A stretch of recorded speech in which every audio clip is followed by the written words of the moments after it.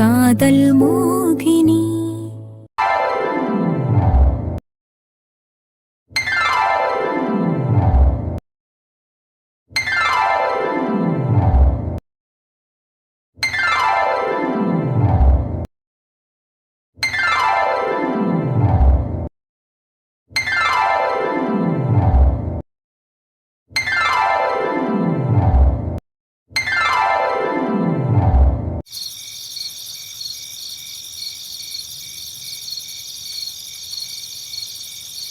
ஏய் தடி மாடுங்களா, அவளை தேட சொல்லி 2 நாள் ஆகுது, இன்னும் கண்டுபிடிக்க முடியல. நீங்களாம் வேஷ்டி கட்டுறதுக்கு பதிலா ஒரு புடவையை கட்டிக்கோங்கடா. உங்களை நம்புனா நான் நடு தெருவில் தான் நிக்கணும். அது இல்லைங்க ஐயா, நாங்களும் தேடிட்டு தான் இருக்கோம். ஆ, நான் தான்டா. என்னாச்சு? அப்படியா? எந்த டிவியில்? ஓஹோ, எங்க? கேரளாவா? ஓகே, சரி, எந்த ஆசிரமம்? ஓகே ஓகேடா, நாங்கள் போகிறோம், வச்சிரு. ஐயா, மோகனம்மாவை பற்றி ஏதோ தகவல் தெரிஞ்சிருக்கு. என்னடா தெரிஞ்சிச்சு? எல்லாம் நல்ல விஷயம்தாங்க ஐயா. நம்ம மோகனம்மா இருக்கிற இடம் தெரிஞ்சிருச்சாமாங்க ஐயா. என்ன தெரிஞ்சிருச்சா? எங்க இருக்கா அவ? அது வந்துங்க ஐயா, நம்ம ஆளுங்க ஏதோ கடையில் சாப்பிட போயிருக்காங்க போல. அங்கே இருக்கிற டிவியில் ஏதோ கேஸ் விஷயமா வந்திருக்கு. அங்கே நிறைய பொண்ணுங்களோட நம்ம மோகனம்மாவும் நின்றுச்சாமாங்க ஐயா. அந்த டிவி சேனலுக்கு ஃபோன் பண்ணி கேட்கும்போது அது ஏதோ ஆசிரமத்தில் இருந்து எடுத்ததுன்னு சொல்கிறாங்க. அங்கே ஏதோ பொண்ணுங்க விஷயத்தில் பிரச்சனை ஆகி நியூஸில் வந்திருக்குங்க ஐயா. அந்த பொண்ணுங்க எல்லாருமே இப்போ சேஃபாக தான் இருக்காங்களாமா. நம்ம போனால் மோகனம்மாவை தூக்கிடலாம். அப்பா, நான் கண்டுபிடிச்சிட்டேன்ப்பா. அவளை போய் நான் கூட்டிட்டு வரேன். சரிப்பா, நீங்க போனை வைங்க. டேய், எடுங்கடா வண்டிய, நம்ம இப்பயே கிளம்பணும். ஏய் இந்தாடி, இங்க பாரு. என்னங்க சொல்லுங்க.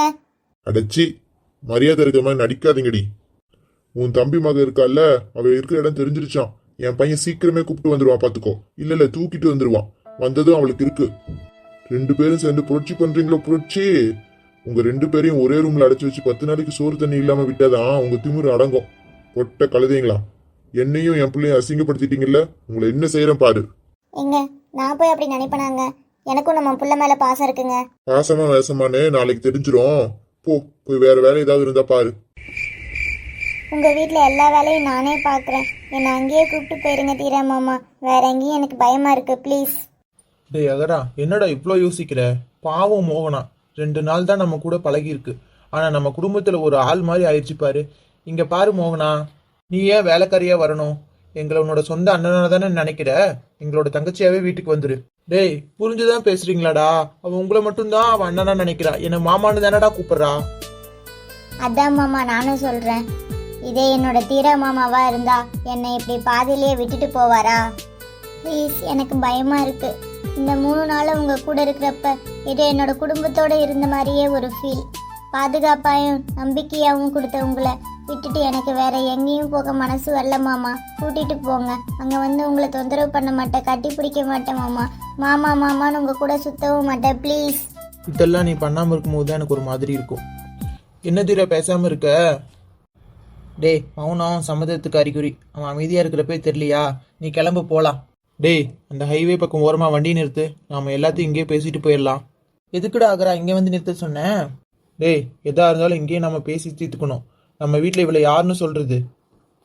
அம்மா, சித்தி, மாமா, அத்தை பற்றிலாம் கவலை இல்லடா. ஆனால் பாட்டிக்கும் அப்பாவுக்கும் என்னடா பதில் சொல்றது? அகரா, எதையாவது சொல்லித்தானடா ஆகணும். இவளை வேற எங்கேயும் அனுப்பவே மனசு வரலடா. சரிடா, ஏதாவது பண்ணுவோம். இப்போதைக்கு இவகிட்ட நம்மளை பற்றின எல்லா டீட்டெயில்ஸும் சொல்லி வைக்கணும்டா. அதை நான் சொல்லிக்கிறேன், நீ இங்கிட்டு வா. மோகனா பாப்பா, எங்கள் வீட்டில் எல்லாருமே பார்க்கறதுக்கு கடுமோட தான் இருப்பாங்க. ஆனால் ரொம்ப பாசக்காரங்க. நீ வந்த உடனே யார் என்னன்னு கண்டிப்பாக கேட்பாங்க. நாங்கள் உண்மையை தான் சொல்லுவோம். அவங்க உன்னை ஏற்றுக்க கொஞ்ச நாள் ஆகும். இது வரைக்கும் உங்ககிட்ட மூஞ்சி காட்டுறதோ இல்லை சண்டை கூட போடுவாங்க. முக்கியமாக தாய்க்கிழவி. அந்த தாய்க்கிழவி இருக்கு பாரு, இன்னும் எங்கள் அம்மாவையும் பெரிய அம்மாவையும் மாமியார் குடும்பம் செஞ்சுக்கிட்டு இருக்கு. அந்த காலத்திலேயே வக்கீலுக்கு படிக்க வேண்டியது. தப்பி தவறி அவங்க அப்பா பள்ளிக்கூடம் அனுப்பாமல் விட்டுட்டான். அதனால பல பேரோட வாழ்க்கை தப்பிச்சிருச்சு. என்னை அம்புட்டு கேள்வி கேட்கும். நீ எதுக்கும் பயப்படாம தைரியமா உண்மையை சொல்லு. யாருக்காகவும் எதுக்காகவும் போய் பேசணும்னு அவசியமே இல்லை. ஏன்னா எங்க வீட்டை பொறுத்த வரைக்கும் போய் பேசினா யாருக்குமே பிடிக்காது, இன்க்ளூடிங் மீ. அத்தாடி, நம்ம எவ்வளவு பெரிய போய் சொல்லியிருக்கோம். என்ன ஆக போகுதோ?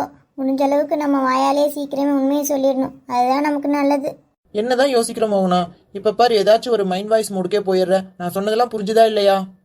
புரிஞ்சது சூர்யா அண்ணா. நான் நீங்க சொல்றபடியெல்லாம் கேட்டுக்கிறேன். எல்லாம் சொல்லியாச்சுலடா. வாங்கடா, வீட்டுக்கு போவோம். பார்த்துக்கோ மோகனா, இதுதான் எங்கள் வீடு. இதை வீடுன்னு சொல்கிறத விட மாளிகைன்னு சொல்லலாம். இங்கே பெரிய கூட்டு குடும்பமாக நாங்கள் வாழ்ந்துட்டுருக்கோம். உள்ளே ஏதோ சத்தம் கேட்குது பாரு. அநேகமாக எங்கள் வேலு மாமாவாக தான் இருக்கும். அடியே, இன்னும் எம்பிட்டு நாளைக்கு தாண்டி நீ ஆடுவேன்னு நானும் பார்க்கேன். உன் மூஞ்சி நல்லா இருந்தால் நான் ஏண்டி அங்கே போக போகிறேன்? புருஷ கண்ணுக்கு லட்சணமாக இருக்கியான்னா 4 பொம்பளைங்க பார்க்க தான் செய்வாளுக.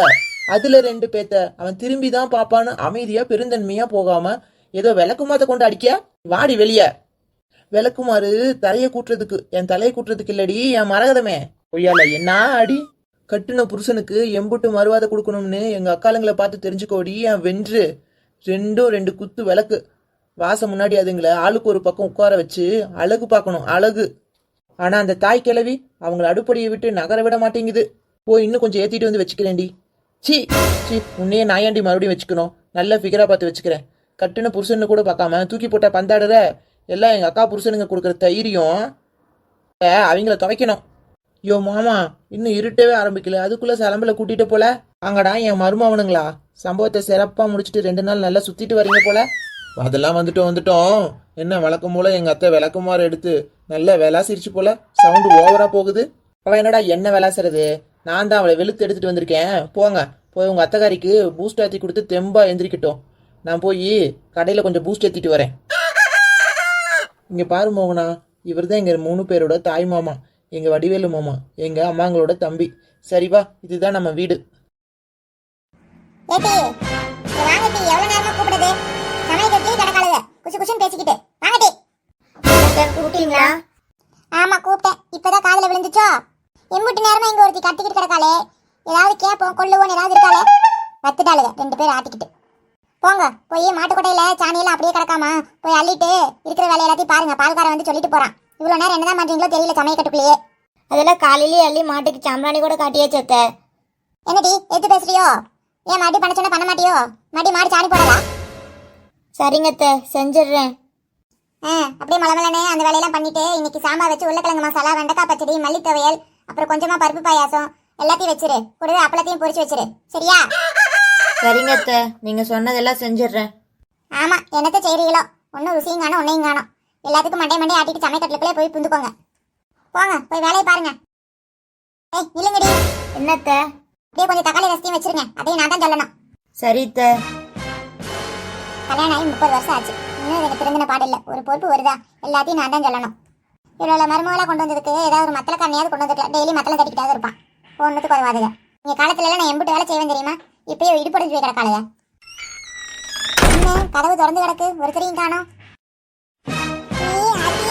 இந்த ஓடியாங்கடி யாராவது வாங்கலாம். இந்த அநியாயத்தை வந்து பாருங்களேன். என்னடா நடக்குதுங்க? என் கண்ணை என்னாலே நம்ப முடியலையே. இந்த 3 பயலும் சேர்ந்து ஒருத்தையும் கூட்டிட்டு வராங்களே. இந்த அசிங்கம்லாம் இந்த வீட்டில் தான் நடக்கும். என் மானம் போச்சு, மரியாதை போச்சு, எல்லாம் போச்சு. ஏய் தாய் கிழவி, கொஞ்ச நேரம் கத்தாம இரு. இப்ப எதுக்கு ஓவரா சீன் போட்டுட்டு இருக்க? அமைதியா இருக்க மாட்டியோ? அடப்பாவீங்களா, என்னையே எடுத்து பேசுறீங்களாடா? உங்க அப்பனுங்களாச்சும் ஆளுக்கு ஒருத்தியை தான் வலுக்கட்டாயமா இழுத்துட்டு வந்து இன்ன வரைக்கும் குடும்பம் நடத்திட்டு இருக்காங்கடா. ஆனா நீங்க 3 பயலும் சேர்ந்து ஒருத்தி இழுத்துட்டு வந்திருக்கீங்களேடா. அசிங்கமா இல்லையடா?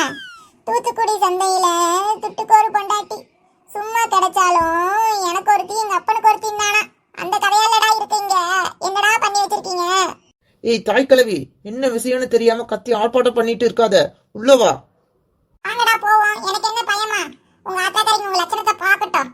ஏதோ சீமையில இல்லாத பசங்க என் கொத்தமல்லி கொழுந்துங்கன்னு சொல்லிட்டு இருக்கால, பார்க்கட்டும். டேய் சூர்யா, பாட்டி கையை புடிடா. உள்ள கூட்டிட்டு போகணும் ஃபர்ஸ்ட். இதோ வரேன்டா. அடே நீ விடுங்கடா. இங்கே இருந்தா ரொம்ப கத்திக்கிட்டே இருப்ப. நீ ஃபர்ஸ்ட் உள்ளவா. இதா மாமா, இதுதான் உங்க வீடா? ரொம்ப பெருசா இருக்கு. இதுதான் நம்ம வீடு. இங்கதான் நம்ம இருக்க போறோமா? ஆமா. அப்படியே கொஞ்சம் தள்ளி நில்லு. என்னை விட்டு கொஞ்சம் விலகியே நடந்து வா. மாட்டேன், எனக்கு பயமா இருக்கு. நீ என்னை விட்டு போயிடுவ. நீ போனதுக்கு அப்புறம் இவங்க எல்லாம் ஏதாவது என்ன பண்ணிடுவாங்க. எனக்கு பாதுகாப்பு வேணும். உங்க கூட தான் நான் வருவேன். ஐயோ வாய மூடு. இதையே எத்தனை வாட்டி சொல்லுவேன். இங்க இருக்கிற எல்லாருமே எங்க ஆளுங்க, ரொம்ப சுத்தமானவங்க. உன்னோட பாதுகாப்புக்கு இங்க எந்த பாதிப்பும் வராது. இங்க எங்க வீட்டாளுங்க எல்லாருமே இருக்காங்க. நீ இப்படி என்னை ஒட்டி உரசிட்டு வரதை பார்த்தா வேற மாதிரி நினைச்சுப்பாங்க. சொன்னா புரிஞ்சுக்கோமா? ஏன் மாமா, உங்க வீட்டாளுங்களை பார்த்தா பயமா இருக்கா? பயம்லாம் இல்ல, உன்னை நினைச்சுதான் கவலையா இருக்கு. என்னோட மாமா எப்பயும் கவலைப்படக்கூடாது. இப்ப என்ன உங்களுக்கு வேணும்? உங்களுக்காக நான் தள்ளி நின்னுக்கிறேன், போதுமா? இப்படி தள்ளி நின்னு பழகு. இங்கே நில்லு, நான் கொஞ்ச நேரத்துல வந்துடுறேன். அண்ணங்களும் விட்டுட்டு உள்ள ஓடிட்டாங்க. மாமாவும் வேகமா வீட்டுக்குள்ள போயிட்டாங்க. இப்ப நான் என்ன செய்யறதுன்னு தெரியலையே. அம்மா, யாருமா நீ? உன் கூட எப்படி வந்த?